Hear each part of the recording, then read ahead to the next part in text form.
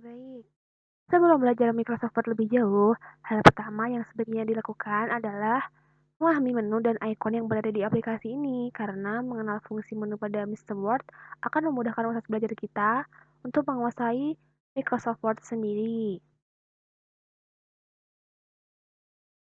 Oke teman-teman, langsung aja cekidot kita buka aplikasi Word-nya. Nah, ini dia adalah tampilan pertama yang akan tampil saat kita membuka aplikasi Word. Nah, saat kita menjalankan aplikasi Word sendiri, akan muncul beraneka ragam icon dan menu seperti di layar ini ya teman-teman. Nah, jadi setiap menu dan icon itu mempunyai fungsi dan perannya masing-masing.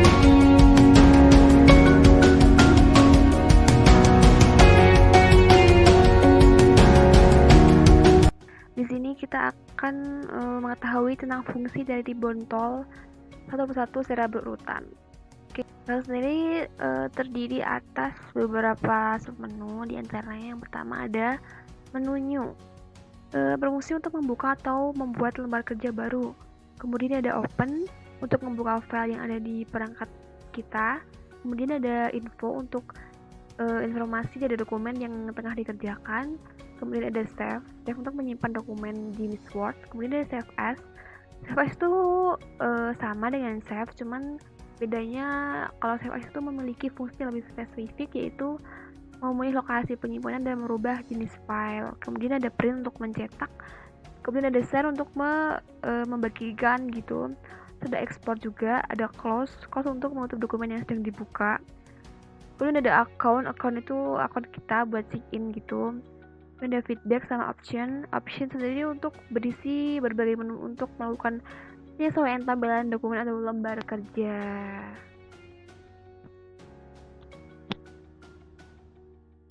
Oke, yang kedua di sini ada menu home.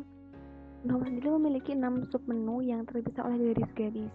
Di mana tiap-tiap submenu terdapat lebih dari 1 ribbon tool. Nah, bagi yang masih menggunakan Miss Word 2016 ke bawah, kita hanya bisa mengamati 5 submenu saja. Tapi yang memakai Word 2018 ke atas, dia akan melihat 6 submenu. Nah, yang pertama di sini ada clipboard. Nah, clipboard ini berada di paling kiri menu home. Di bontol ini masih berhubungan dengan submenu editing yang berada di ujung kanan top bawah. Yang pertama ada pastel. Pastel sendiri menempelkan teks atau objek, baik gambar atau tabel yang sebelumnya sudah disalin. Kemudian yang kedua ada copy, menyalin atau mengcopy teks atau objek. Ada cut, memotong sekaligus memindahkan teks atau objek. Dan ada format painter, meniru alias menyalin format sebuah halaman lembar kerja untuk digunakan pada halaman lain. Kemudian ada font. Font digunakan untuk mengatur huruf dan angka seperti jenis, ukuran, warna, dan lainnya. Nah, font sendiri digunakan untuk memilih jenis huruf yang akan digunakan. Kemudian font size untuk mengatur ukuran huruf yang akan digunakan. Kemudian ada grow font, dipakai untuk memperbesar ukuran huruf sebesar 2 pixel. Kemudian ada sin font untuk memperkecil ukuran huruf sebesar 2 pixel. Kemudian ada change case untuk mengubah status antara huruf kapital dengan huruf kecil pada teks terpilih. Kemudian ada clear formatting untuk menghapus format teks yang terpilih. Kemudian ada bold B, dipakai untuk menebalkan teks. Kemudian ada italic untuk memilihkan teks yang dipilih.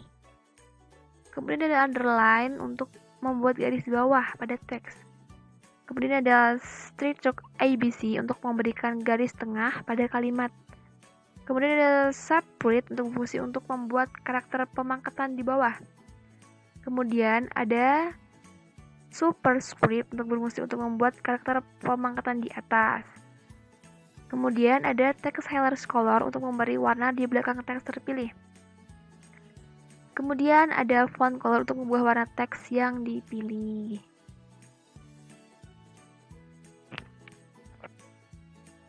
Oke, untuk selanjutnya ada paragraf. Paragraf sendiri berupa kumpulan icon yang berfungsi untuk mengatur dan menyesuaikan paragraf pada dokumen.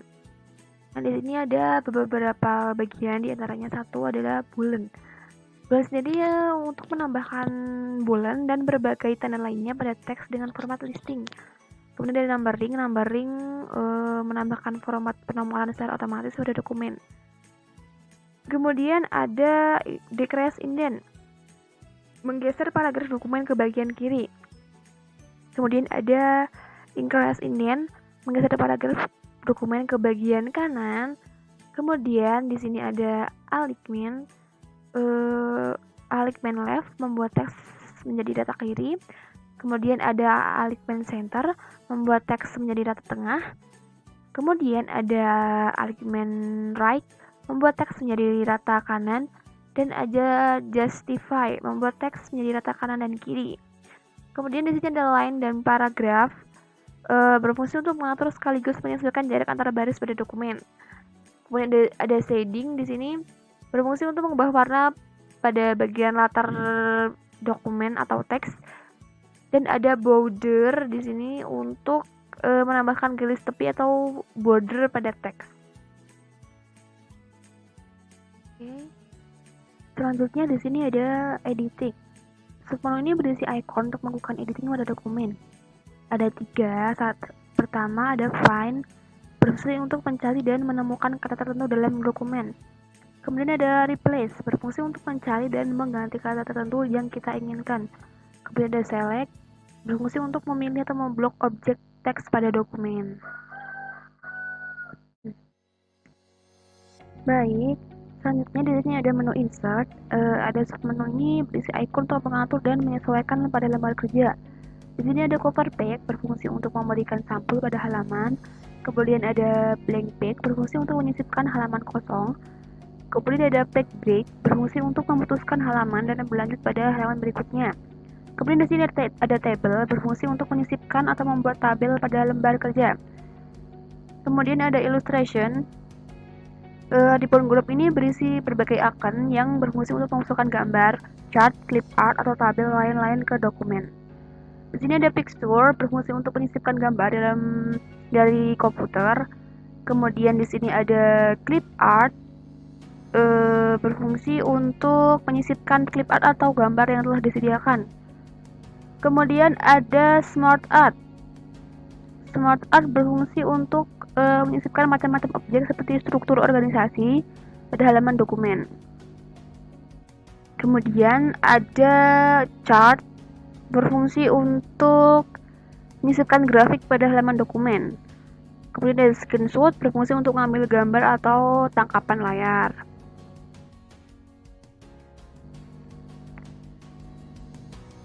Baik, selanjutnya di sini ada link.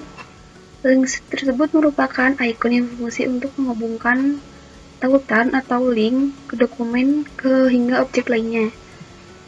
Kemudian di sini ada hyperlink. Hyperlink itu berfungsi untuk memasukkan sebuah link atau web tertentu ke dalam dokumen. Kemudian ada bookmark. Bookmark itu berfungsi untuk menghubungkan suatu bagian dari dokumen dengan bagian lainnya.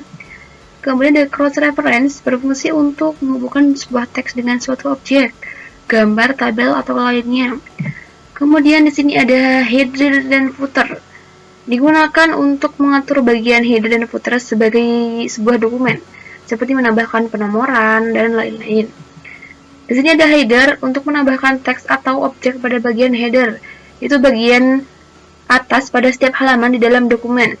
Kemudian ada footer, berfungsi untuk menambahkan teks atau objek pada bagian footer.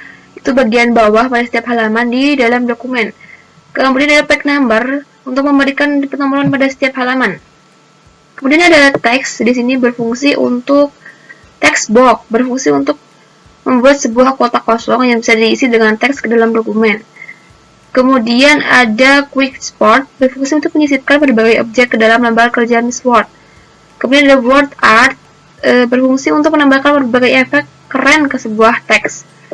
Kemudian ada signature line, berfungsi untuk menambahkan tempat membubuhkan tanda tangan. Kemudian ada dates and time, berfungsi untuk menambahkan tanggal ke dalam Word.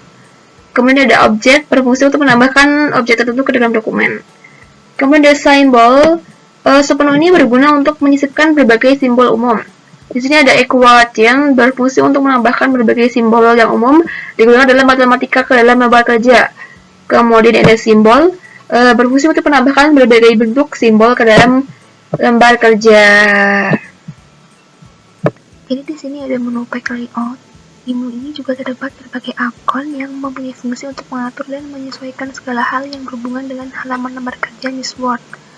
Nah, di sini ada margin. Margin sendiri menyesuaikan batas pinggir dari satu dokumen. Kemudian ada orientation untuk menentukan apakah dokumen akan berbentuk horizontal atau vertikal. Kemudian di sini ada size, menyesuaikan ukuran panjang dan lebar halaman dokumen.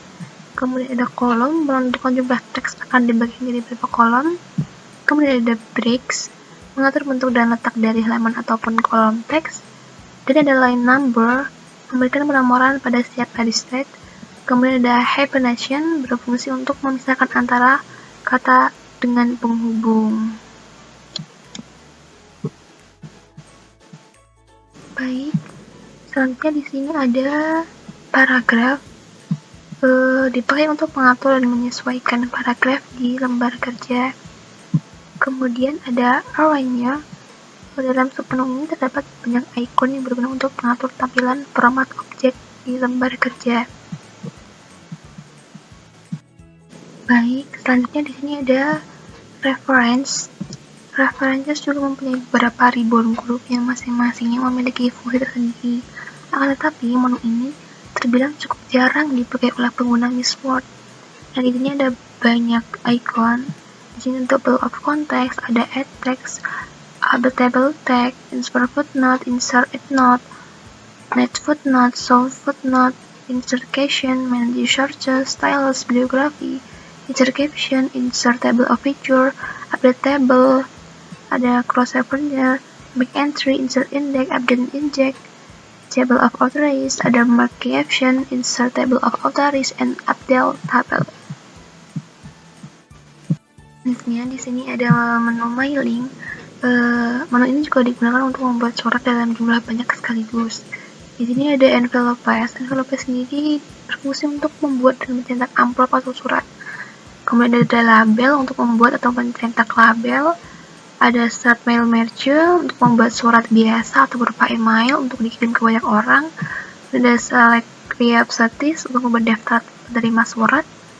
Kemudian ada edit list untuk mengubah daftar penerima surat. Dan ada highlist marketplace, address block, greeting line, insert major, rulers, materials, update label, brief for result, finance report, check for errors, finish, and merge.